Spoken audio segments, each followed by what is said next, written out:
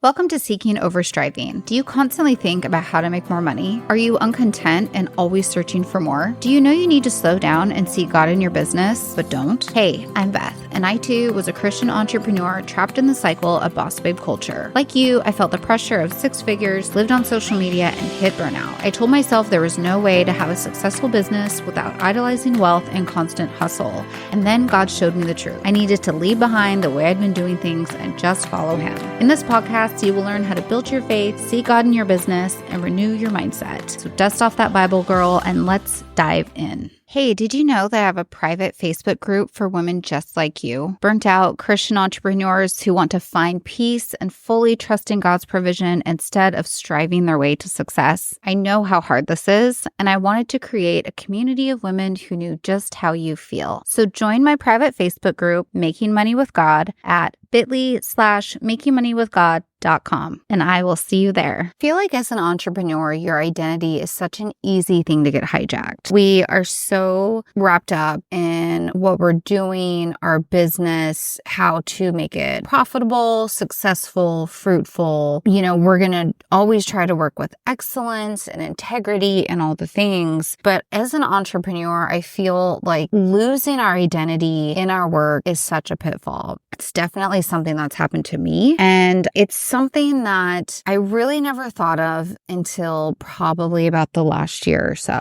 And I had to take a really good look at where my identity lied. And if anyone would have asked me, I would have been like, of course my identity is in Christ. I mean, of course I'm a woman of God, and that's the most important thing. But that wasn't like reflected in my life at all. I mean, really, it wasn't. It wasn't reflected in my actions or what I was doing. And I think that getting wrapped up in success and how successful we appear, how successful we actually are, and the place that we want to go with success can just so easily like siphon our identity away from God and into our work. For me, I know this really started with social media. It started with social media in how did I look to everybody else? What did I want everyone else to think of me? You know, how many followers do we have? How many likes do we have? How many comments do we have? And really, my business started 20 years ago before social media was really even a thing. And so it was a lot of just my reputation, like the stake in my reputation and my name and my business name and my abilities on how I did my job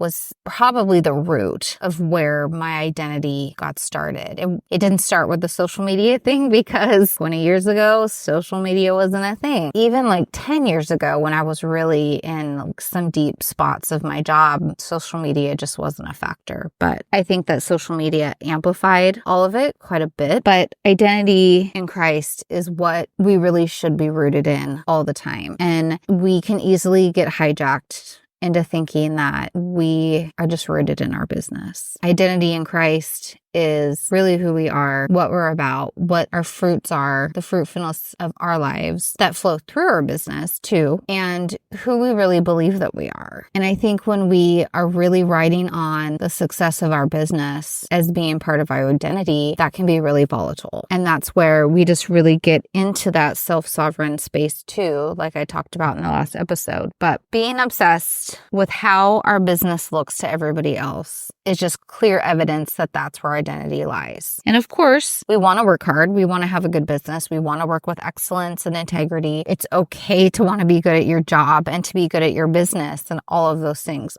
When our identity is wrapped up in our business, there's just nothing secure in that. Things change, businesses change, economies change. And I'll tell you a little story. I should have started this from at the beginning, but it kind of just flowed into now. When I started my business 20 years ago, I really was like there was myself and a couple other estheticians. Aesthetics was a really small piece. You know, there were tons of hairdressers and massage therapists, but there weren't a lot of estheticians in the town that I was in. There were like 3 of us. And then it grew maybe a little bit. There was a couple other people that filtered into the town. And then I worked at like a day spa, and it was kind of like, it was really the only day spa in town. And it, you know, had a really good reputation, and we were really successful and popular popular there and all the things. And it was great. And even after that kind of fizzled out and we all moved into different directions, my business stayed very successful and popular. And I had a good reputation. And there again were some more estheticians that had filtered into town, but it wasn't a huge industry in our place locally. And then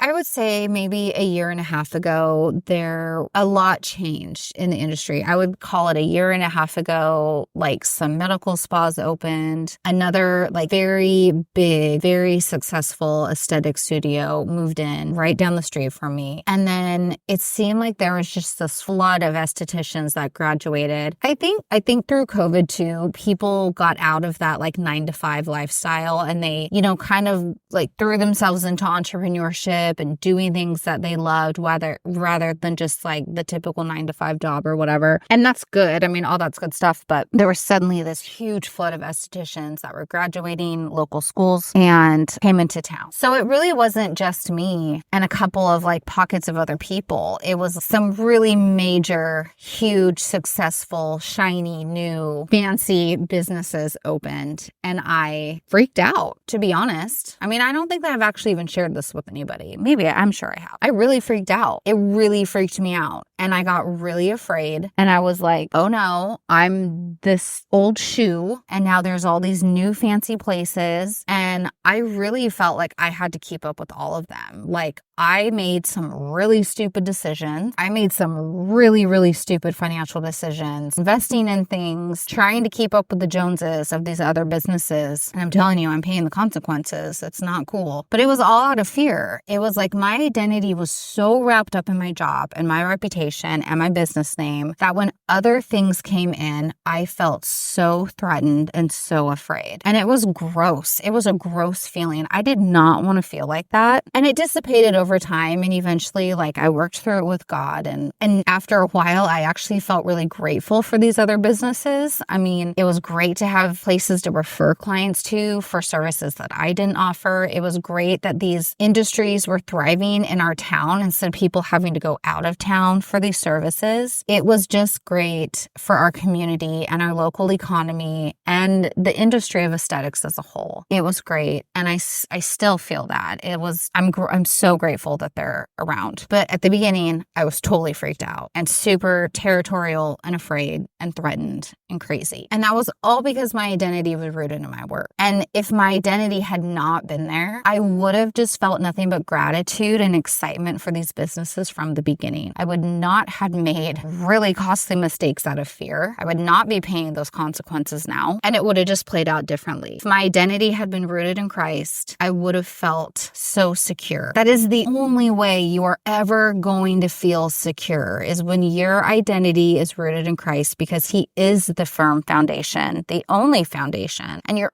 only sense of security ever, nothing else. He is the only constant, forever, eternal, unchanging security and foundation that you will ever have. And that's why our identity needs to be rooted in that, not our business, because our business will change. Competitors will come in. And I mean, I'm just going to side note this, like community over competition. That is true. That is the thing. But I feel like that gets glassed over. Like, oh, well, we're not going to talk about competition. Like competition is real, people. Competition is a thing. Not everyone gets a trophy, and not everything is all about skipping over rainbows and clouds and community. Competition is a real thing. We're not going to glass over that. And like I was saying, having these other businesses, I'm grateful for it. It's exciting, and there's gratitude for the industry and the community for it. And that is community. But they are competition. Let's be honest. Like, why are we glassing over that all the time now? I digress. We're not going to continue down that rabbit hole. I'm just saying, if my identity had been rooted in Christ, I wouldn't have freaked out and made a bunch of bad decisions. And honestly, it's really selfish and really self-centered and really prideful. And none of those things are the heart of the woman of God. None of those things are at the root of who I really was or who you really are. But through this journey of entrepreneurship, it's just so easy to get sucked into our identity being in our business. Because let's face it, we do put in so much, like our blood, sweat, sweat and tears and time, and we sacrifice so much to make our entrepreneurial life happen. And that's okay. Those are all good things. But we just need to step back and constantly remember where the root of our identity is. And that is in God Himself, not our business. Hey friend, I hope you loved today's episode. If so, would you take 30 seconds to leave me a review on Apple Podcasts so I know the show blessed you? And please share this episode with a boss babe you know who may need to stop hustling and seek God first. Okay, girl, I will meet you back here in a couple days. And until then, stop striving and start seeking, because God has the promised land waiting and ready for you.